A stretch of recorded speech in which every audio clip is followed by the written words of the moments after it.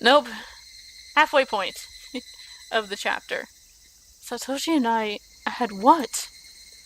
All my well-planned actions throughout the day turned out to have been nothing more than a reenactment of what Satoshi had done. Satoshi, had he really been in the same situation as I was now? The friends he had gotten all along with had changed suddenly, and for no reason, unless none that I had noticed, planned to kill him? Then, fearing for his life as I am, he got a bat to protect himself and carried it around with him every day to practice his swing. And then one day, suddenly, he transferred. My blood went cold, causing a prickling sensation to course through my veins, starting near my heart as it radiated outwards, from the top of my head to the soles of my feet, chilling every part of me without recourse. What did she mean by transfer? What did she mean by transfer? Was Satoshi still at wherever he transferred to? Was he the only one who would be able to understand me? Would he be able to tell me why it all ended up like this? More importantly, where did he transfer to? What did she mean by transfer? What did she mean by transfer? Before I knew it, I was at my front door. The frigid knob was hard to turn. Was nobody home? It wasn't that odd an occurrence. I reached into my pocket and pulled out a single key attached to my first seal keychain. I stepped into the entryway. Just as I was about to take off my shoes, a chill ran down my spine. Someone had entered right behind me. Like a classmate messing around, standing right up against my back. You're kidding, right? It had to be my imagination. Logically speaking, it was impossible for someone to be able to hide their presence within my personal space all the way through the door. But there was undoubtedly someone behind me. Hey no, Keiichi. How do you know they're there, even though they're behind you? Because I could hear the sound of flowing hair. There's no other reason I'd hear that sound. That was the presence. Because I could hear the sound of them blinking. Keiichi, there's no way you could hear that. It was mostly instinct than anything else that was warning me of that presence. Common sense was telling me that it was just my imagination. It was just my imagination. There was nobody behind me. I began to erase the mental image of an eerie figure standing behind me. But at the same time, I asked myself, if there was nobody, then what was I feeling? As an uncomfortable sensation crawled up my spine. Actually, wouldn't it be better if there was somebody there? If there was nobody there when you turned around, would you be able to accept that? I'd be able to answer all the questions just by looking behind me. But I didn't have enough courage to even do that simple task. Oh, right, I could try speaking to them. The person behind me might answer me. It was a random thought. I didn't care how I went about it, just as long as I didn't have to turn around. If I had calmed down and thought about it, I would have known that wouldn't have solved anything. Who is it? I spoke in such a hoarse, broken voice that I couldn't believe it was my own. I could almost feel them contemplating their response. I felt it. There's no way I should be able to do that. Calm down, Keiichi. It's all in your head. That time, I was certain I heard it. As if hesitantly trying to answer my inquiry, I was certain I could hear the sound of somebody inhaling. I heard it. I heard it clearly. It was a girl. A young girl. I didn't know who, but a tiny speck of courage in me, however reckless it was, inspired a primal yet fitting solution to this current predicament, a scream. All the force of my body released through my lungs and through my throat, seizing all thought processes in my head. Suppressing... God dang it! Why do I keep choking on my spit? This is starting to get annoying.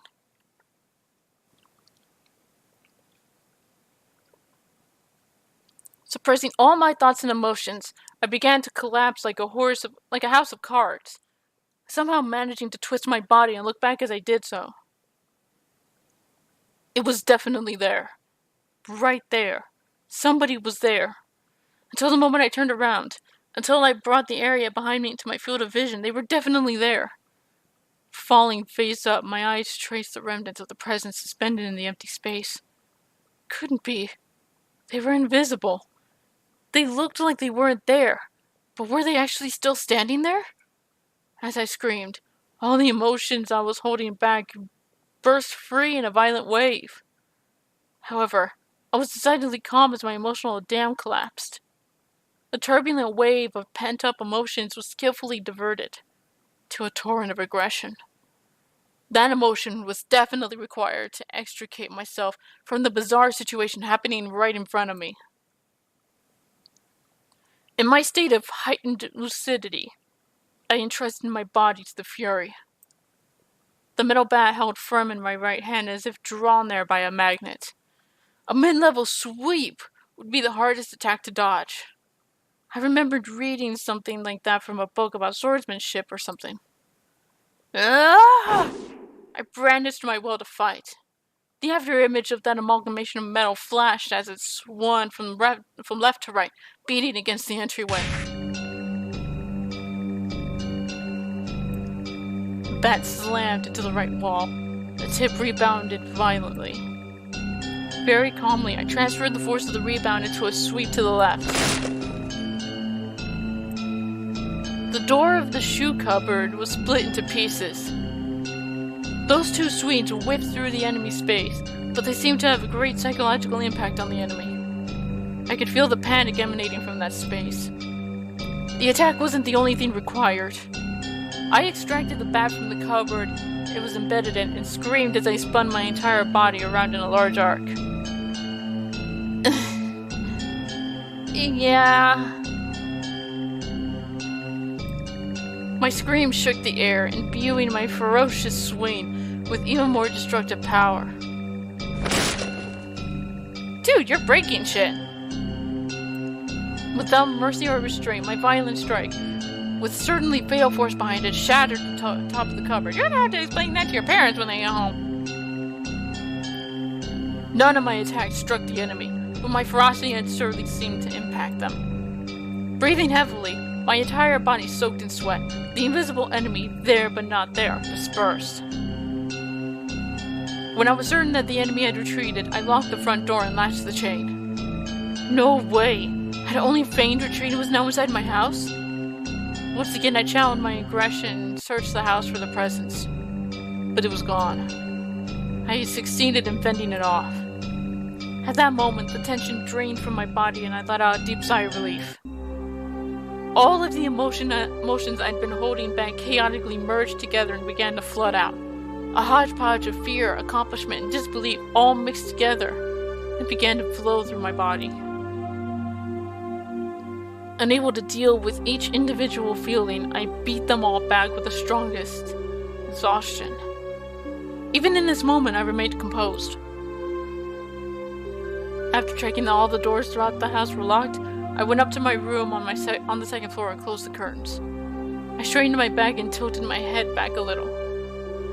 After clearing my mind, all of my idle thoughts, I managed to calm down even more. What was that at the front door? There was definitely something there. Thinking about it, maybe it was just an apparition I dreamt up in my confused state, but I really didn't think that was the case.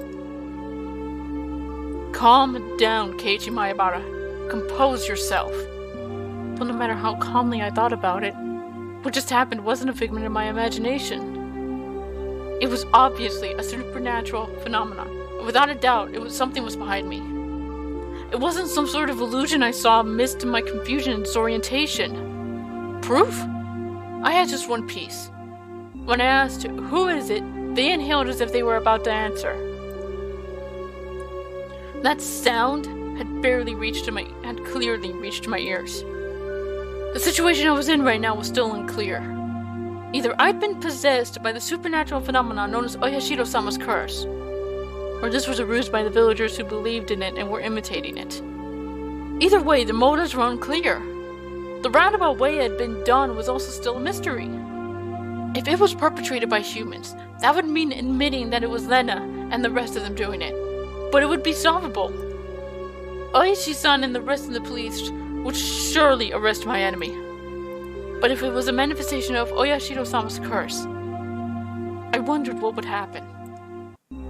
Oishi-san very clearly declared that curses didn't exist. At that time, those words are pretty dependable, but as things were now, with the rising possibility that the perpetrators were not human, he suddenly seemed quite unreliable. If I told Oishi-san that this was the work of Oyashiro-sama's curse, what would happen? I couldn't imagine his reaction, but it would go without question that a void would expand rapidly between myself and Oishi-san.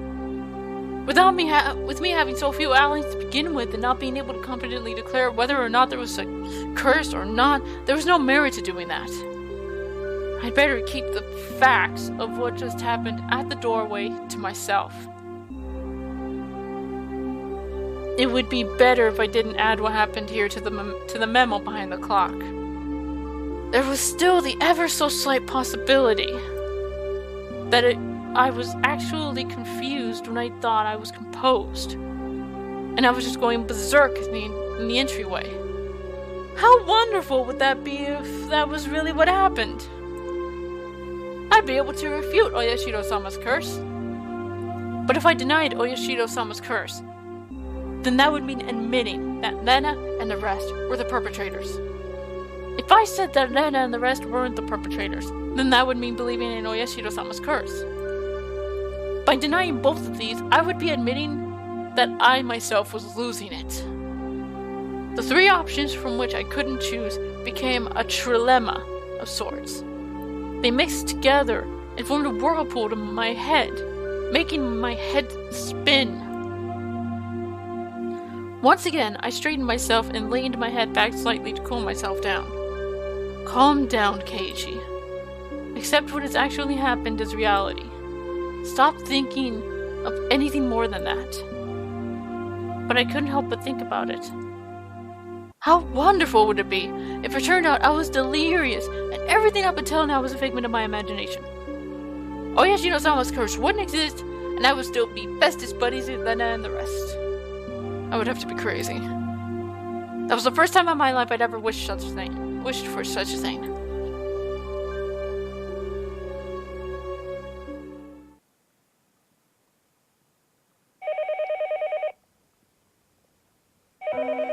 The phone rang noisily downstairs. Generally, there were no calls from me, so I never really answered the phone much. But since my parents weren't here, I had no choice. I squirmed off the bed and went downstairs. Hello, this is the Mayabara residence. Keiichi, this is Mom. I intuitively had a bad feeling about this. It was because I thought she was going to ask me to go out and buy some things. So I took the initiative. What? I don't mind having instant noodles for dinner. There's still a lot of them. The other day we went out as a family and bought a whole case of cup noodles. I wanted to get a bunch of different kinds actually, but they refused since the individual packs were expensive. So instead, I got a whole case of the mega-sized pork bone and ginger flavored ones I liked. But my parents don't like strong flavors and didn't touch any of them, so the cupboards were still full of them. So you see, there really isn't a need to go shopping, right? Keiichi, I'm not asking you to go shopping. Both Mommy and Daddy have to go to Tokyo right now because of work. Huh? Right now? This was really abrupt. And no, we're already here. We left this afternoon. It's quite a distance from Tokyo to Hinamizawa. Gunning at full speed down the highway would still take 6 hours. Dad has a license, but since he doesn't like the highway, they likely took the train. It would have taken longer. I'm thinking you might understand since you heard us speaking last night, but it has to do with Daddy's contract. Right now, things aren't going so smoothly. Now that you mention it, I did remember that they talked all the time about how his job prospects weren't looking so good. Daddy's really sensitive about things like this, so if we leave things as they are, it'll affect his work. Part of my father's particular fragile artistic personality. His emotions changed as easily as the fall sky. You could also just say he couldn't take criticism. But something like that can be done over the phone. Keiichi, this is your father's job, so can you support him a bit, please? Anyway, it's just faster to talk about it in person, so there wouldn't be any misunderstandings. As their son, there was nothing more I could say once they started talking about work. So, we'll be back tomorrow night. Keiichi, will you be fine on your own? It's not like I'll die or anything. Keiichi, you shouldn't speak so lightly of dying. If there's something troubling you, just talk to us. I believe Mommy will be able to help you. Yesterday I did bring up if I died rather abruptly, so I suppose they were a little worried. But really, I was more depressed by the fact that nothing would be solved by telling them. But if I didn't plan on dying, at least not while I still knew nothing, I would never allow it. I won't die. I won't. I'll survive even if I have to gnaw my leg off. Yeah. See you then. Tomorrow morning, make sure to wake up and eat your breakfast. And don't forget to take a bath and brush your teeth. Yeah. See ya.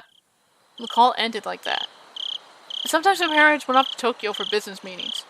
But Tokyo was far away. And they normally did things by phone. The times they did go were normally planned out in advance. It never happened this suddenly. I couldn't say that those circumstances didn't feel strange, or rather unnatural. Anyway, I only needed to recognize the reality of the situation. That tonight, I was the only one in the house. And when my parents came back from work, I'd be gone. Missing. Vanished. Looking back on the series of events of the previous 5 years involving Oyashiro-sama's curse, it wouldn't seem that strange at all. Come to think of it, it was getting pretty late. I didn't think it was good that the only light on in the whole house was from my room on the second floor. It was the same as broadcasting to the enemy that my parents were gone and this was their chance. First, I ran to the living room, flicked on the lights, and turned the TV onto a reassuring volume. Next was the study. I similarly turned on the lights and some music. With this, from the outside, it would look like my parents were here. Once again, I went through the house, checking to see if there were anything left unlocked. When I saw the veranda and the laundry still hanging out, I went pale. That would have made it too obvious. I needed to take it down. I snatched down the laundry haphazardly, and erased all traces that my mother wasn't there. It should be fine now. The garage! They hadn't gone all the way to Tokyo by car, but they had gone up to Okonomiya Station. I keep wanting to say Okonomiyaki. I don't know why. The garage was empty, wide open, and in plain sight. This was not good. I panicked and rushed out the door to close the normally opened garage door. It should be fine by now. No, I needed to get the paper. Mom always got the paper. Since they left it in the afternoon, the evening paper was still out there. My premonition was correct. I pulled out everything from the mailbox and dropped it in the entryway. With this, for sure this time, it should be fine. Come to think of it, leaving the cupboard busted like that for my little freak out was kinda bad. I'll just say I tripped and fell and the bed I was holding smashed into it. Even so, just living in its current state wasn't good. I should clean it up a little before Mom got back and scolded me. I remember there was a broom and dustpan in the closet. As I was going to get them, the phone rang once again. Hello, this is the Maibara residence. Oh, is this Keiichi-kun? Is your mother around? She isn't here at the moment. You idiot, Keiichi Maibara. Don't reveal that your parents are gone. You can follow up still. Calm down and take care of it. I think she'll be back soon. That wasn't a good response either. Now they might say they'll call back again or tell her to call them when she comes back. Then that's fine. It wasn't anything important. Well, then, sorry for the bother. The scenario I feared didn't play out, eliciting a sigh of relief. That call was fortunate in more ways than one. I'd have to deal with telephone calls coming in from my parents tonight. I was somehow able to deal with the phone call just now, but I couldn't continue to rely on such poor improvisation. I needed to make up a good story to explain that my parents were home, but couldn't answer the phone at the moment. They were making tempura and couldn't step away right now. That wasn't good enough. They were sick and went to bed because they weren't feeling well. Was that going to be safe enough? I was thinking about it on the way back to my room when the phone rang once again. It was like they were calling because because they knew I was going to lie. I didn't want to pick up, but I knew I had to. They suspect my parents weren't here. I should have just taken the phone off the hook and under the pretense I didn't realize it was. But since the phone rang, I had to pick it up. I prepared myself and lifted up the receiver. Hello? I stopped announcing that this was the Mayabara residence. I had no reason to be kind to someone I didn't know the identity of. But unlike my uncouth voice, the person on the other side sounded goofy and lighthearted. Hello, my apologies for calling so late. Oh, this is Oishi from Okinomiya Bookstore. Oishi-san! Is that you, Mayabara-san? Good evening. Good to hear you're doing well. Oh, wait just a moment, please. I grabbed the portable headset and rushed up to my room with it. It was the same no matter where I was since there was no one else home, but I wanted to be in a spot that just felt a bit safer when speaking on the phone with Oishi-san. Sorry for the wait. How are things? Anything changed since then? Since then? When was that exactly? There was something about the brazen way he talked that rubbed me the wrong way. The last time I spoke with Oishi-san was 2 days ago. The day I stayed home from school, I met Oishi-san on the way back from the hospital, and we headed into town for lunch and had a talk. Then after that, Nana and Mion came to check up on me. Whenever I spoke with Oishi-san, they always knew about it. It was like that since the first time I met him. Today's phone call may well be found out by them as well. Hello? Can you hear me, Mayabara-san? Huh? Sorry. What did you say? I asked if anything's changed since last time. There wasn't an answer, so I got a bit worried. Not really. The words stopped in my throat. There was a ton of stuff that happened. All of it baffling. What should I talk about? I didn't understand any of it, but I should try asking. If I didn't ask now, I may never have another chance. This night, when my parents weren't home, I had no guarantees I would make it through the night safely after all. Well, Oishi-san, it seems that someone's after me. Really? It could just be a coincidence, but that day I missed school when I was sick. The two of them came to check up on me. Which two? Rena and Mion. They started asking about how I had lunch with you. What next? They left me some mochi when they came to visit, but there was a needle inside. Unfortunately, I somehow didn't swallow it. I wonder, could that have just been a threat? About the needle. It was just one of those common sewing needles you see all the time. There was a hole to thread string through.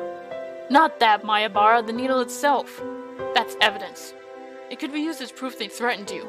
Where is that needle? That's right. That's it! I dropped the receiver and rushed downstairs. When I tossed the mochi, I had overlooked it out of terror. But that needle was a valuable piece of evidence. I'd certainly thrown the mochi and needle at the wall together.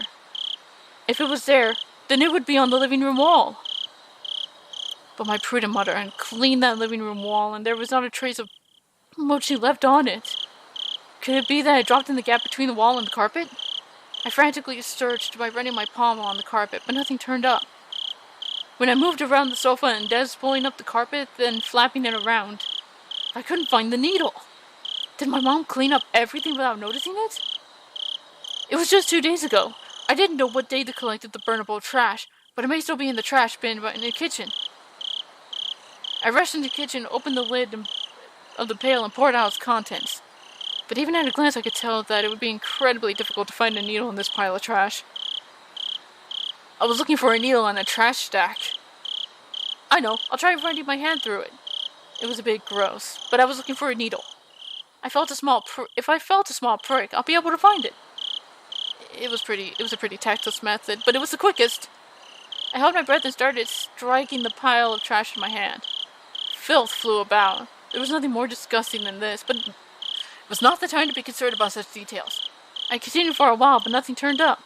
I wanted to search more thoroughly, but I was still on the phone. I shouldn't keep Oichi-san waiting for too long. Later, when Mom gets back, I'll have to ask her if there was a needle. I hastily began scribbling on the notepad affixed to the refrigerator with a magnet. Was there a needle? I scrawled the words out with a red pen, then dashed back upstairs where I had been keeping Oishi-san waiting for far too long. Hello? How did it go? I couldn't find it.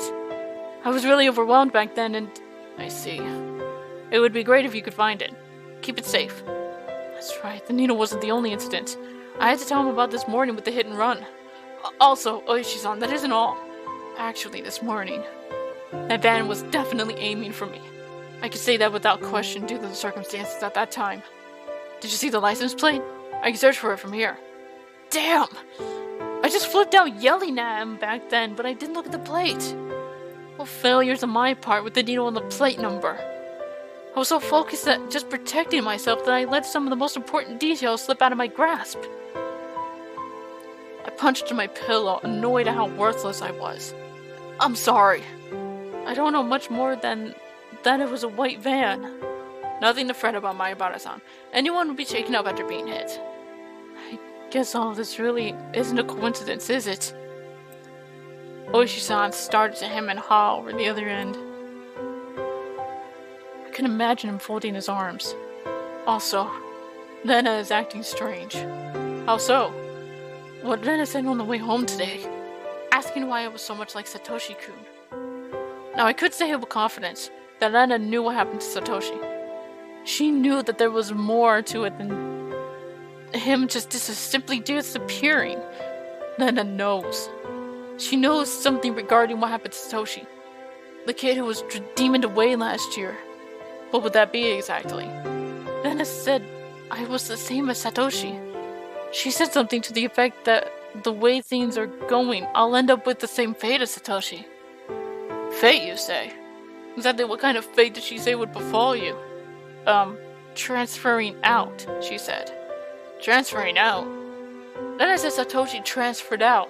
So given how things are going with me, I'll transfer out too. Oishi-san let out a stern sigh and then grumbled loudly. My Barazan, that was probably some sort of threat. Or maybe some type of warning. I thought so too. At that point I started to think, would it be prudent to sum up everything that had happened up until now as the machinations of some human perpetrator? Other than the theory of it being Rena and the others, I was left with Oyashiro-sama's curse actually existing as the only other explanation. Of course, I couldn't tell that to Oishi-san. Except, Rena's strange behavior could be proof of either scenarios. Whether it was Oyashiro-sama's curse being real, or everything being part of a conspiracy committed by all the villagers. Rena was involved. Rena had to know something. Rena was suspicious. What exactly was Rena? I couldn't help but think she was somehow involved with the prior string of mysterious deaths. I seem to recall that Oishi-san had admitted that he had dug into Rena's past a little. He was probably just downplaying it when he said a little. Meaning he had actually dug pretty deep, most likely. I wanted to hear about Rena. I wanted to know what happened at her previous school, among other things that were still unknown to me. If Rena was somebody I should suspect. No, not that. I wanted to know the truth. Tonight, I was alone in this huge house. Even though I said I couldn't count on them, I had lost the security I felt that I had just by my parents being around. It wasn't like this house was some sort of fortress or castle. If a malicious person decided to use brute force, they'd easily gain entry. There was no other residence close to the Maibara residence. No one would be able to hear anything, no matter how loud I was. I had never felt as much resentment towards my father's artistic temperament, and the fact that he had this house built in such a remote location as I did right now. I wondered if I would still be here by tomorrow morning, so I had to ask, right now, because I had no idea when the next chance would come. Oishi-san? I have something I wanted to ask you about. Please don't keep anything from me. Sure, ask away. Even though he was so far away on the other end of the line, this was the most reliable he had ever felt. I wanted to ask about Rena, about what happened at her previous school. Actually, regarding Rena's... I noticed a sound that had been going on for a while now. Since I was so focused on the call, I hadn't paid attention to it at first, but I finally realized it was the doorbell. The time was 7 o'clock. It was past the time for the postman who would be making a delivery. Past any sensible time for a neighbor to be visiting. I considered just acting like nobody was home, but that wouldn't be good. That would ruin all the work I put into making it look like my parents were home. I need to answer the door. Hello? My bar-san? Sorry, someone seems to be at the door. I'm going to go see who it is. Guest? I see. My apologies. Should we end this phone call now? That would be a problem. No, I'll be back in a second. Do you mind if I just leave the phone on? It's fine. I don't mind. I dropped the hands down on my bed and dashed down to the door. I needed to make up a good excuse to get them to leave. I had a hunch it was the lady who called right before Oishi-san did. In which case it would be one of the neighbors who's friends with my mom. I was to say Mom was feeling well and went to bed early. That would be the easiest option. It'd be hard for her to ask me to wake up my mom if she's not feeling well. The bell continued to read at regular intervals. If someone didn't answer after you rang the bell so much, you'd normally give up and go home, wouldn't you? Without removing the chain, I opened the door slightly and peered out at the visitor. A chill ran down my spine. I knew it. Somewhere deep inside, I had prepared for this moment. I tried to escape by imagining it was the easiest person to deal with, one of my mom's friends. Good evening. Rena. There shouldn't be any reason for Rena to come over at this hour. The timing also made me feel uneasy, because it was just as I was about to ask Oishi-san about Rena. I wish I could have chalked this up to mere coincidence, but those unsettling words from Mion several days ago echoed back to me. There's nothing this old man doesn't know. Are you alone, Rena? Yeah. It seems that Mion wasn't with her. That didn't change the situation at all. Why did you come here? Hey, Keiichi-kun? I'd like you to open the door so we can talk. Can I come inside, I wonder? It was true that speaking through a chained door wasn't the right way to talk to a classmate. But at my house, the chain has to be on at night. Don't worry about it. Then it can't be helped, I guess. Rena pouted rather sadly. But she kept smiling at least, and her effort to keep that smile up was quite pitiful. Even though she was tugging at my heartstrings, I did lower my guard. As long as I stayed like this, even if it made my heart ache, my life wasn't in danger. What I really feared, more than the possibility that hoodlums would assault me if I removed the chain, was trusting Rena enough to remove the chain, and having my friendship betrayed. As long as the chain wasn't unlatched, even if it made my heart ache, I wouldn't have to deal with being betrayed by Rena. Since it didn't seem like I'd removed the chain from her silent urging, she appeared to give up on trying to get into the entranceway. Have you eaten yet, Keiichi-kun? No, I haven't eaten yet. Since my mom wasn't there, dinner wouldn't be ready no matter how long I waited. I laid down when I got home, was woken up by the phone, didn't have a chance to eat since I used up all that time talking. I was going to have cup noodles in any case. I could just eat one whenever I wanted to. No, not yet. What about it? Then good! Look here! I brought a bunch of dishes. Netta handed out a stack of boxes wrapped in a cloth. If I could use your kitchen, I could heat up the miso soup and other stuff. It's fine, you don't need to do that. But there's a lot of tofu and vegetables in it. Does Keiichi-kun not like that type of stuff, I wonder? There's no way I wouldn't like that. I love miso soup with lots of ingredients. White radish, carrots, burdock root, and potatoes. Dense in fibrous root vegetables. Yeah, that miso soup looks incredible. I also bought rice, so if you microwave it, you can eat it really quickly. Without a doubt, rice needs miso soup. Stuffing rice down your gullet, sipping miso soup in between ravenous bites. Oh, yes, how wonderful it is to be born Japanese. Also, I made some more pickles. I made sunside pickles this time. Before I had moved here to Hinamizawa, I scoffed at the mountain vegetables called sansai. But I was captivated by their charm the first time I tried them. Such a deep yet delightful flavor. The vegetables from the supermarket were tasteless and bland compared to these.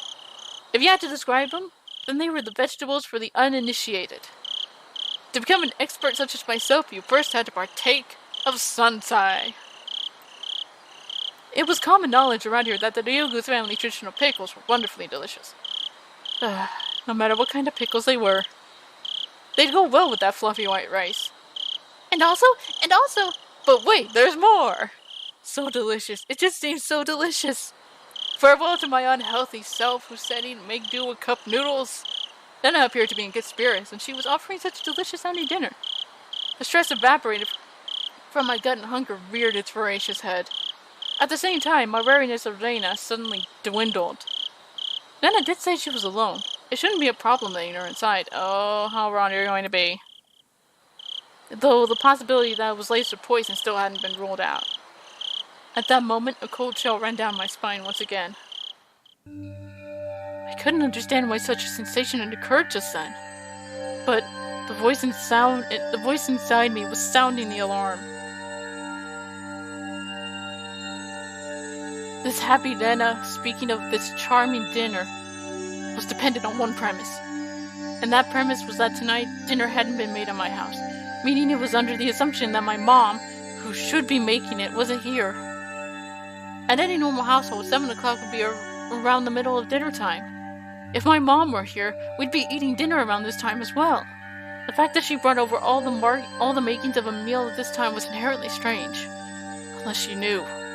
Rena, did she know that my parents weren't home? But there was also a chance that this was a bluff. I had turned on the lights and a bunch of other stuff to make it seem like my parents were here. There was a chance that Rena wasn't sure if my parents were home. But I had to wonder. The laundry, the garage, the evening paper. There are plenty of signs of them being hastily tidied up. It was hard to say that Rena didn't have a chance to determine if my parents were here or not. But there was no reason for me to confess that right now. I should try holding on to that fact as long as I could. First of all, the chain was still latched. As long as I didn't take it off, then I wouldn't be able to do anything to me.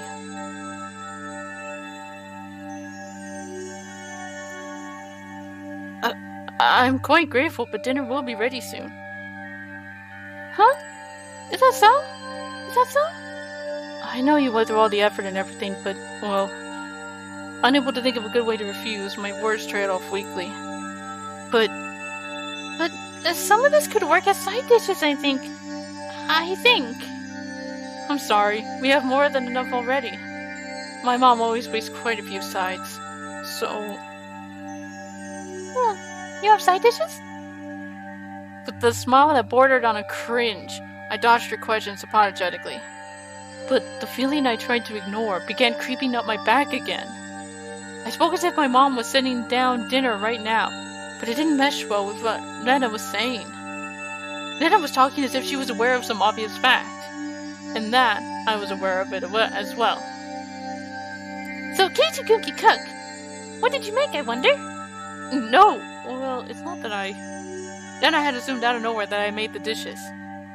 Not so much that I made them, but rather that my mom hadn't. Did you really make them? The side dishes? Did you, Keiichi-kun? It wasn't me who made them. My mom did. No, she's making them. Right now. See, I'm sorry, but I can't eat what you brought. Rena fell silent at that moment. At that moment, I felt that the light had suddenly disappeared from her eyes. How about I try guessing what Keiichi-kun's dinner will be? It doesn't matter what I'm going to eat. Let's see. The conversation might appear natural at first glance, but Rena was firmly in control. It felt like I was being interrogated. Your dinner? I wonder, is there something that can be made with just hot water? Hey now, stop with the insults. I can't believe you'd belittle my mom's extravagant dinner like that. Tickets sold out, full capacity already. It's that amazing. I tried my best to put on a strong front, but I couldn't grit my teeth quite right. So instead I looked like someone who was borderline hysterical. But Rena showed no reaction whatsoever, even to that silliness. Keiichi-kun, did your mother really leave you dinner? No, you see, she didn't leave me dinner. She's making it right now. It's almost time for dinner. Rena had taken that assertion of mine, that my mother was home and making dinner right now, and was completely ignoring it. I could tell that the more I panicked, the colder Rena became. Hey, Keiichi-kun? At that moment, an uncomfortable chill crept from the gap in the doorway. Is your mom home? I wonder? I couldn't keep up this charade anymore. Rena, she knew full well that my parents weren't home. But I'd come too far to admit that now. Anyway, my parents were here and we'd be having dinner soon. That was the situation I had concocted. So I answered. I told her she was there. She's here, of course. I could feel the humidity drying out from the surrounding air. Rena's eyes were becoming even more frigid, piercing me with their galid glare. Why? Huh? What do you mean? I tried acting casual, but that facade was torn off me the instant I looked into Rena's eyes. That look, it afforded me of Rena's response faster than she could open her mouth. Why have you been lying to me? I wonder. I'm not lying. That's a lie, isn't it? It's not a lie. Lies! Rena's outburst sent a jolt surging through my body. Rena and I were still separated by what few inches that slightly ajar but still chained door could afford. But despite that, I was still being cornered. My house, which I'd considered a safe haven until now, had become more like a dark alleyway where no one could save me. Shall I get your dinner, Keiichi-kun? Let's see. I knew now that Rena had already known that my parents would not be here tonight. But it was still so strange that I had to come to this. Even if she somehow knew that my parents weren't home, there was no way she should be able to guess what I'd be eating tonight. But Rena said she'd guess. How could she guess it? How could she know it was instant cup noodles? That's right, isn't it? That I was going to eat?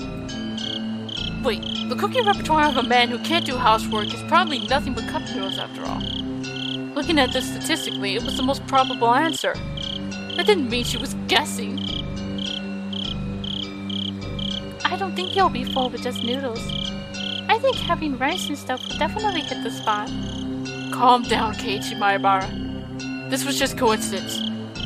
Then I was just reading a certain tales of mine. So the fact that she was interfering with what I was thinking alarmed me. But it wasn't as if she was actually reading my mind. If it was being read, then she was a demon. No, not a demon. Things like that. They couldn't possibly exist. Do you like them? Do you mean noodles? No. I can't read that. Then it indicated that the point my answer was addressing was wrong. Her rebuttal was short, so that I momentarily didn't understand the words Rena had spoken. Sorry, Rena, but what did you say just now? Huh? About what? Just now, you asked me if there was something I liked, didn't you? It wasn't long before I regretted how carelessly I'd pushed forward with that question. It was such a simple answer. That was why I wasn't able to comprehend it. Pork bone and ginger flavor. I wondered how I'd appeared in the moments my mind went completely blank until the moment I was able to recover. As my field of view began to distort, slowly swirling in a counterclockwise direction, I lost all sense of balance. Why do you know that? I didn't even deny it. That was the type of frenzied state I was in. How could Rena even know this? Not even caring as I mashed my head against the door, I fixated my gaze on Rena. But she didn't even flinch when she saw me do that. I certainly did buy them. I bought a bunch at once. I bought a whole case. How could you know that? Why, I wonder? Quite strange, isn't it? Isn't it? How could you dodge the question at a time like this? The chain and door suddenly were no longer protecting me. How do you know? Why do you know? Answer me! You bought them at 7th Mart, didn't you? A shiver ran up my spine. I tried covering it up with an angry facade. Like I said, why do you know that? I was behind you, following you the whole time. What are you saying? I couldn't understand why she was saying she'd been following me all this time. That's because Rena was right behind Keiichi-kun's back the whole time. Like that night. The night I was absorbed in my phone conversation with Oishi-san. I didn't even sense her being there, standing behind that door, behind me, standing there, just like that. When Keiji was picking out the noodles, I was watching the entire time. You picked out so many flavors, didn't you? Then your mom got angry. If you were going to pick the expensive ones, then you should just pick one type, she said. Then Keiji-kun picked out that big box of pork bone and ginger flavor that he loved so much, didn't he? I like it too. Pork bone noodles. But I can never eat a whole big bowl myself. My brain was paralyzed, only my senses. It might have been a defense mechanism to diminish the fear I was feeling to non-traumatizing levels. With the fear being diminished, the fog enveloped in my mind cleared away. Then, I could understand what Rena was saying. It started to put a meaning behind her words. Even so, my fear hadn't subsided completely. It was like I was standing at the edge of a cliff, eyes closed so I didn't have to look down. It didn't actually solve any of the basic problems. I slowly took a step backwards, and as I withdrew, Rena advanced. So, Keiji-kun, can you open this? We can eat dinner together. I'm sure it's going to be delicious, so... Okay? Then a pale, slender finger squirmed through the crack in the door, one at a time, as if they had a mind of their own, rattling the chain. If she had unlatched the chain from the door, a fear of terror would have just exploded within me. But Rena didn't do that. She was simply imploring me to remove the chain. She was doing her hardest to light the fuse to the powder keg in my heart, trying again and again. Clatter, clatter. But it doesn't light. It doesn't light. Open up, Keiji-kun. Please go away. I beg you, please go away. How can you say something so mean, I wonder? Please go away. Go away. Go away. The powder cake inside me finally went off. No smoldering, it just exploded. I tackled the door. The force through the door had knocked Rena momentarily off balance. I couldn't hesitate here. I grabbed onto the doorknob with both hands, planted my feet firmly, and pulled with all my might. But that slamming sound I so desired didn't happen. I could feel a tiny, disturbing bit of resistance keeping the door from closing.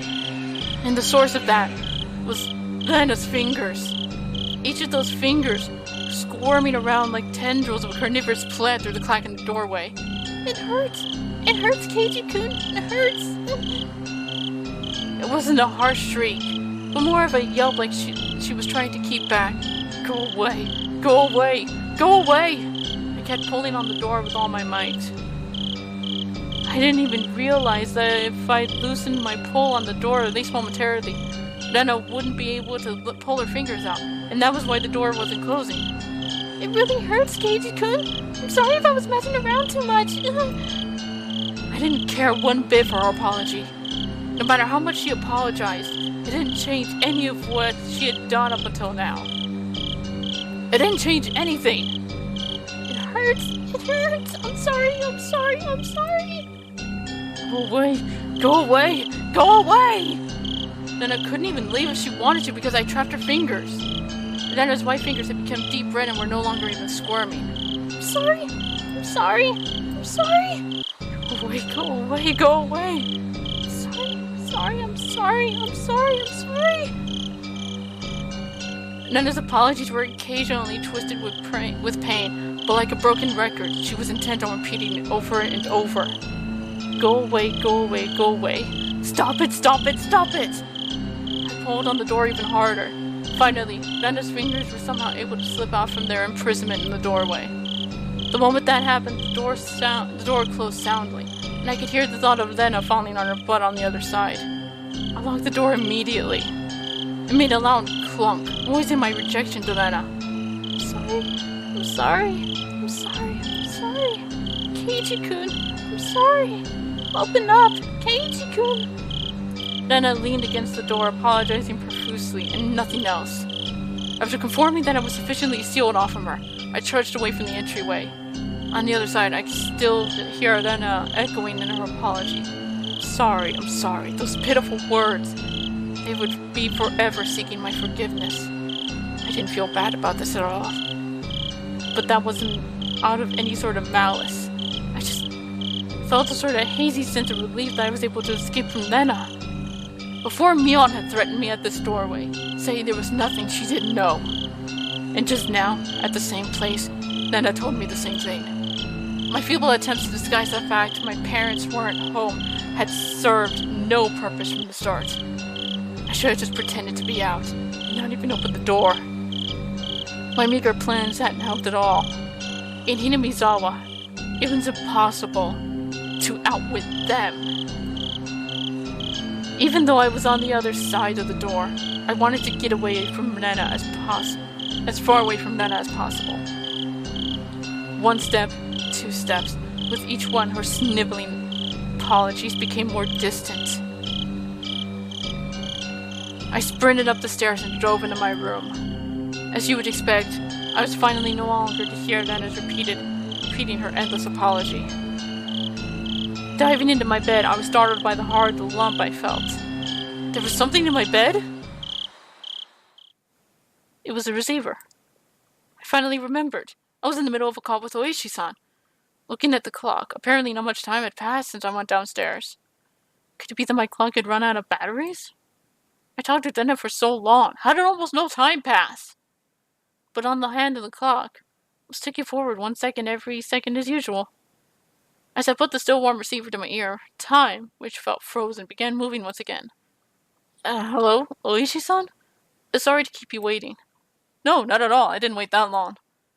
It became apparent that the amount of time that had passed between myself and Oishi-san was different. Over the phone, I could hear an energetic voice from a sports program or something. It drove home just how far away Oishi-san really was. Then it came just now. Did she come to play? I wasn't confident I could coherently explain the situation to Oishi-san. But I didn't need to. Right now, I needed to know about Rena. That's right. I was planning to ask Oishi-san more about Rena. But Rena's no visit had interrupted the conversation. What was true and what was false, I couldn't tell. The one thing I knew was the single grim reality that Rena was suspicious. I might be able to figure out something if I asked Oishi-san about her. Up until now, I had regretted it whenever I forced myself to ask about things that I was better off not knowing. But looking at it that way, you could say I'd hit rock bottom. There was no possible way I could feel any more regret than I did right now. No. Rather, I wanted to know if there was anything beyond this I would regret more. Forget about tomorrow. It wasn't out of the realm of possibility for something to happen tonight. I wanted to know everything I could. I was absolutely not going to die like this. Not without knowing anything. I definitely won't. Regarding Rena Ryugu-san, I did a bit of digging. Well, wasn't much. I understood that Oishi-san was talking in circles. A bit meant I dug so deep it'd be hard to discuss with you since you're a friend. I want to know everything from your research. I don't think you'll be very interested in what I have to say, though. Oishi-san. I spoke as calmly as possible to Oishi-san, who was continuing to avoid the issue. And then I said it. I think Rena Ryugu is suspicious. Even if the past incidents were from Oyashiro-sama's curse, Rena Ryugu is involved. Do you have some sort of proof that makes you believe Rena-san is suspicious? The manner in which Oishi-san spoke became very firm. Do you have some sort of proof? That was him talking as a detective. I only have circumstantial evidence. I see. I could tell even over the phone how disappointed Oishi-san was. Pulling on the fishing line when he felt a bite, only to reel in the bait. Disappointed, but ready to cast the line once more. That's how it seemed. Oishi-san, you can't do anything without physical proof, can you? What I meant was, you can't come and save me without proof. I stuck that barb in there. As Oishi-san loved roundabout ways of saying things, he understood me just fine. It's fine, Mayabara-san. I'll protect you. That was not the least bit reassuring. Oishi-san was just using me to continue his investigation. I was just going to get killed and my corpse would be an important piece of evidence. That was all I was to him. Whether I'm alive or dead may have may be of no concern to your investigation, but it's all over for me when I die. Oishi-san went silent on the other end of the line. That may have been too blunt, but I didn't care. All I needed was to relay to Oishi-san that I was currently in a very dangerous position. So please tell me. Tell me about Rena. Satoshi transferred out. Not too far in the future, I'll probably also do what Rena called transferring out as well. But you won't be able to find my corpse. You haven't been able to find Satoshi's body yet. Alright, Maribara-san, please calm down. I was already suppressing my agitation, even without Oishi-san having to tell me. It wouldn't solve anything if I just continued to scream about my mistrust in the police. It would seem that I could only depend on myself, and the bat Satoshi left behind to protect myself. Then I at least wanted to know about what happened before Rena transferred schools. You're aware that this won't be very interesting, right? I'm sorry for how long this is going on. I'm getting so into this. So this might be a bit of a long... this last episode might be longer. Or I could just end it here, right as we're about to find out about Rena. Yeah, I think I'll do that. Yeah, sorry. I'll end the episode... I'll end the recording here. This episode's gone on... the recording's gone on long enough, past my usual time. I just got really into what was going on in that last bit. So, the third episode that goes up is gonna be kind of long.